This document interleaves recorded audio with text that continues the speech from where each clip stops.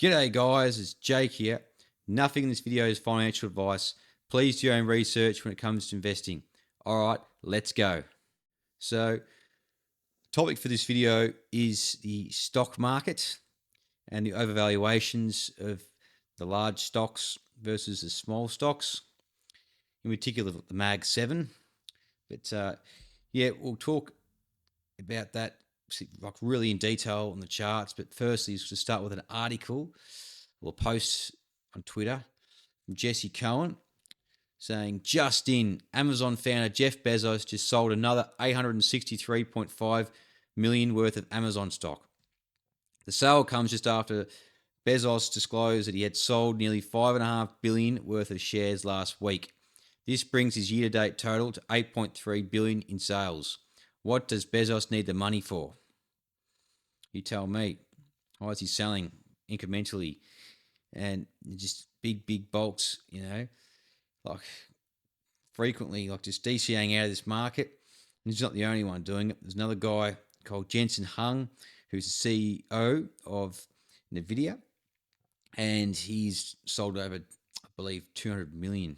So he's DCAing out as well, and he sees risks ahead as the optimism just keeps on going up, and times are good for the top stocks, but for the rest of the market, not so good. So, yeah, these guys are very, very clever and sophisticated, and they know, well, they must know because they're taking profits. Is it a coincidence? Is it not? We'll find out. Global Markets Investor. This has never been seen before.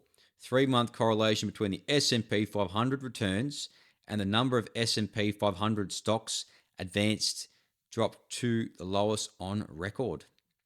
It means the number of stocks driving gains is the smallest ever.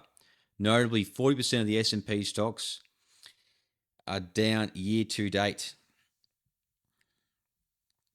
Wow. 40% of the S&P 500 are down. Only 60% holding it up or break even, and then a very small amount, concentrated amount, are holding up the market. So particularly the Mag 7. So yeah, you can see it's the lowest history. This chart shows that the previous time was 2000, which was the dot-com bubble. So very, very challenging times. And like I mentioned, when these things, yeah, it's only large. The stocks, the really strong fundamental stocks, the ones with strong balance sheets, are the ones that are outperforming, and the ones that are weak and smaller and have less access to capital, selling less products, they're struggling. They're the ones doing it tough in this very, very late stages of the business cycle. So, yeah, very interesting. Also, bar charts.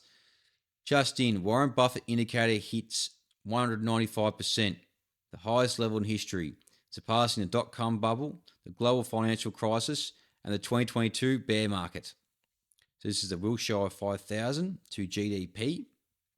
I'll click on it so you can show you a bit clearer. And as you can see, all time goes back to like I think this is 1970. Yep. And you can see the overvaluation periods with this dotted line is in the middle. This is the mean, like the average. Not overvalued or undervalued. It's like fair value. 2000, of course, the bubble, the dot-com bubble, well overvalued, nearing the 150 percentile. The 2007 financial crisis was just over 100%. And then we're approaching the 2021 highs, which were like ridiculously overvalued, and we're at 95%. Actually, we've actually surpassed it. So, yeah, it's amazing, and it's just crazy. This is the most overvalued period in history, according to Warren Buffett's indicator. And playing the guitar there, he's just waiting, waiting for the opportunity. He's sitting on a lot of cash, this guy. He's got $189 billion in cash. And why he's doing that, he's got to wonder. This guy knows something as well. It's like Jeff Bezos, just like Jensen Huang and many others, he's selling as well. So the insiders, you got Stanley Drunken Miller, he's taking his profits on NVIDIA. he's a smart, sophisticated investor too. So yeah, it's only time. And you'll hear him play the guitar. And no one's listening, no one's paying attention until the music stops and the silence happens, and then the big drop. So bar charts again. 5 largest stocks in the S&P 500 now account for 29%. There you go. The 5 largest stocks account for 30% of the S&P, the highest level of concentration in at least 60 years. Probably fine. What do you think? So 1964 to 2024, we have surpassed that. Oh, God. Absolute ridiculousness. Wow. And way higher than the 2000.com bubble. This talks about concentration. As I mentioned on this chart, this is the 30% correlation, 3-month correlation between the overall market, and the high caps are doing better than the smaller caps. And when you go to this chart, it just resembles it. It's very telling what's really going on out there. Now, lastly, Macro Edge. The real estate cycle is a business cycle. Notes from our June Macro Edge Labour Market Report as it pertains to the soft liftoff underway. Our unemployment level on the right-hand side. And then you got the blue. So the red is unemployment, and blue is the housing units under construction. And you can see in a closer look up that generally they follow each other: up, down, up, down, up, down. Sort of decorrelated there. So there's a different sort of crash, and then down and up, down. Had a spike. That was like a pretty much a black swan event, and down as it went down again, and then it's sort of ticking back up again. So yeah, could we see another housing bubble? I believe so, because it like it says here, the business cycle and the housing cycle, it's pretty much the same thing. It's very, very coinciding with the chart we just showed you. So make up your own mind. Let me know in the comments below what you think. All right. Now onto the charts, and we are looking at the S&P on a 3-day, and I've drawn this rising wedge. As you can see, we've broken out of it pretty clearly, and I don't know when the top's going to be. It just keeps on going. So look, I'm just looking at this MACD particularly, because we had a high here, slightly lower high, and then we might get an even lower high. So we got a high on the S&P price, higher high, and somewhere up here, I don't know where. We could even go up to 6,000 before rolling over. We'll have to wait and see, because this will have to cross. These two cross over each other, and they head down, and that'll be the moment where you'll know that it is get out of the market as soon as you can. The Nasdaq, it's even clearer. You got the MACD showing the exact same thing: lower highs, and this could be a lower high. Well, we're actually right at it on the pink MA. But there, and going higher. But it can go a little higher. It doesn't really have to diverge. It doesn't have to go lower than this. It can go higher and still be oversold. And then we can cross over and then come down. It doesn't have to exactly be like a 3 lower highs, 3 drive pattern. It doesn't have to happen exactly, but as long as we see a crossover and a sharp move down, and we know it's risk off, guys, for everything. All right. Now the chart we're looking at is the Dow Jones Transportation Average, and you can see we're in a triangle pattern, and we're just consolidating, like this, consolidating, squeezing, and you can see that we have a support level here. I've drawn, bounced up pretty strongly. I do expect us to break to the downside and then head here. And then if it gets bad, head even lower.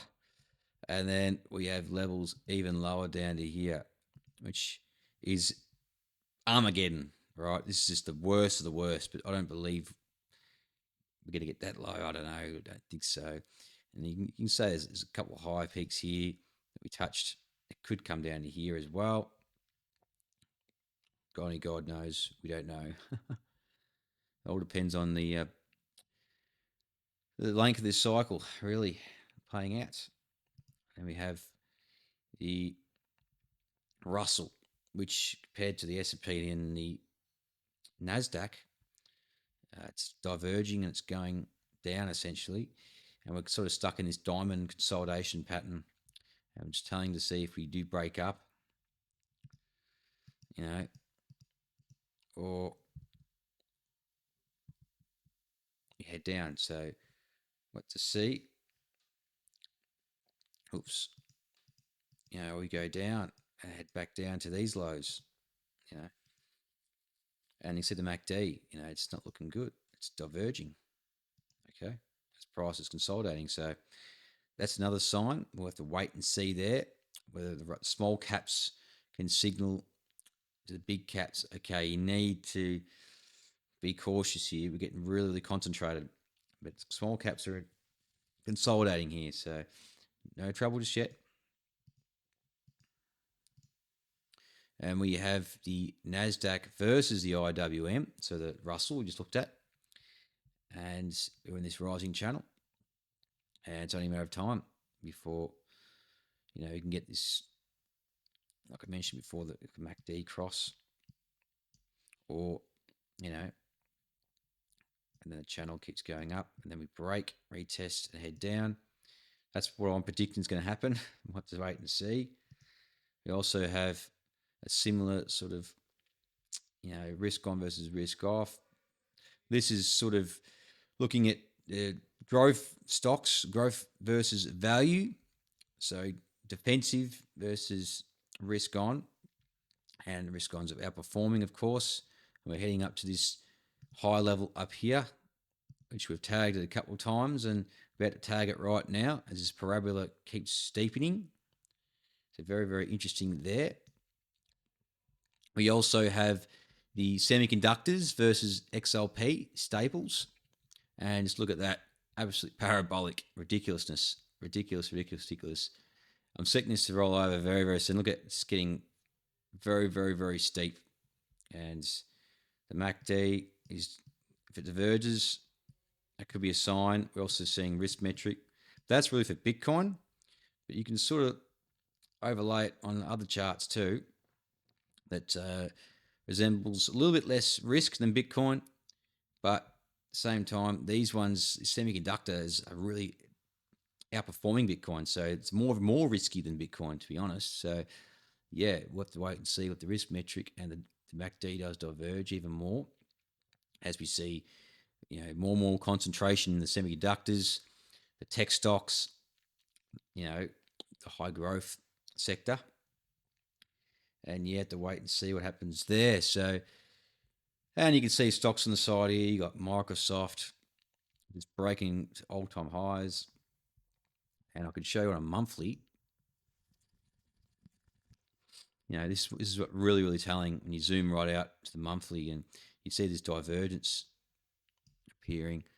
I'll bring up the tool. I've got the tool here. So there, and we're just about to cross to see what happens with the MACD. And yeah, it's very, very, very, very, it's losing momentum right there. I could show you Apple, same story, losing momentum. The video, it's almost made its third lower high, highest high, went a bit lower, and potentially equaling it, or going lower. As we divergence just keeps on widening. Look at that. It's ridiculousness. Wow. Lost for words, man. It's craziness. And we're about to diverge here as well. As you can see, lower highs, higher highs. So they're all saying the same thing. And same as Amazon. but it's like the video. It's got the high, got a bit lower high, and even lower high. You know, low, higher high, and higher high. So yeah, you tell me what you think. And the stocks are really telling, and it's really the big major indexes that really determine the overall market. We have to wait and see what we had to have in store for us. But like I mentioned before, you got this founder CEO selling. You got Warren Buffett. He's actually sold a lot of Apple stock. The Berkshire Hathaway meeting was talking about back in May that he sold a lot of Apple. So we have to wait and see there. So, like I said, you tell me. Your predictions are better than mine. It's only just for educational purposes. I don't know. This could go ridiculously higher. So we'll wait and see. All right, guys. I hope you enjoyed this video talking about the stock market and the valuations between the large cap versus the small caps and seeing some CEOs, what they're doing. And please, I want you to smash the like, comment your thoughts below, and subscribe to stay updated. And I'll catch you in the next one. Cheers.